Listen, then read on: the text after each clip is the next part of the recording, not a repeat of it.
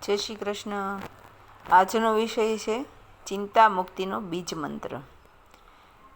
ચિંતા રહિત જીવો પૂરી જિંદગી રે, રાખો પ્રભુમાં દ્રઢ વિશ્વાસ।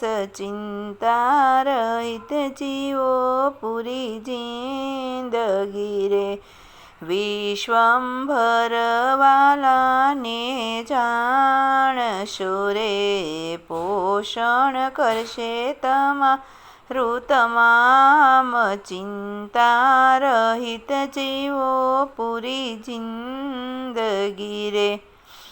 ચિંતા માનવીએ પોતે જ પેદા કરેલી ઉપાધિ છે।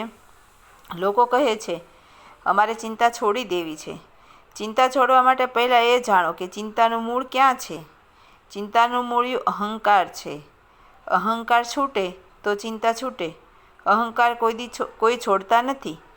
ઈચ્છતું ચિંતા બધાય છોડવા ઈચ્છે છે। આ તો ઠીક એવું છે કે અંધારું દૂર કરવા માંગીએ છીએ પણ પ્રકાશ કરવાની ધનત નથી। અહંકારના વૃક્ષ પર ચિંતાના પાંદડા અને ફૂલો ઉગે છે। માનવીની મોટામાં મોટી ચિંતા એનો પોતાનો જ અહંકાર છે। અહંકાર એટલે પોતાને કરતા માનવો। સઘળા કર્મો સર્વ પ્રકારે પ્રકૃતિના ગુણો વડે કરવામાં આવે છે। અહંકાર દ્વારા મોહિત થયેલા અંતઃકરણને અજ્ઞાની મનુષ્ય હું કરતા છું એમ માને છે। તમારા મનમાં જ્યાં સુધી કરતા ભાવ છે કે આ હું કરું છું, ત્યાં સુધી ચિંતા છૂટવી મુશ્કેલ છે। ચિંતા છોડવાનો આ સરળ અને સીધો ઉપાય છે। તમે એ સમજી લો કે હું કોઈ પણ કાર્યનો કરતા નથી। કરતા કોઈ બીજી જ સત્તા છે, તો હું તો માત્ર નિમિત્ત છું। કરાવનાર બીજું કોઈ છે, હું તો માત્ર ઉપકરણ છું। ત્યારે ચિંતા જન્મ લે છે। જ્યારે હું પોતાને કરતા માનવાની ભૂલ કરું છું, જ્યારે હું પોતાનો કરતા નથી માનતો, ત્યારે હું વિરાટ અસ્તિત્વનું એક અંગ બની જાઉં છું। કરવાનો બધો ભાર મારા પર નહીં, પછી સારું થાય તો એનું છે, ખરાબ થાય તો એનું છે। જીવનમાં સુખ દુઃખ બધું જ એવું છે। તમે પોતાને કેન્દ્રમાં રાખવાની ભૂલ ન કરો। આ જ અર્થ છે કર્મણ્યે વાધિકારસ્તે મા ફલેષુ કદાચન। નો કર્મ કરો પણ ધારેલા ફળની આકાંક્ષા ન રાખો। જે ફળ મળે છે એનો સ્વીકાર કરો। આનું નામ સાચું સમર્પણ છે। સમર્પણ એટલું જ કે કરાવે તેમાં મારી જરાય ફરિયાદ નથી। દેહના ભાગ્યે જેવા જેને ફળ મળે રે, તેને ભોગવવા આનંદભેર। ચિંતા રહિત જીવો પૂરી જિંદગી રે।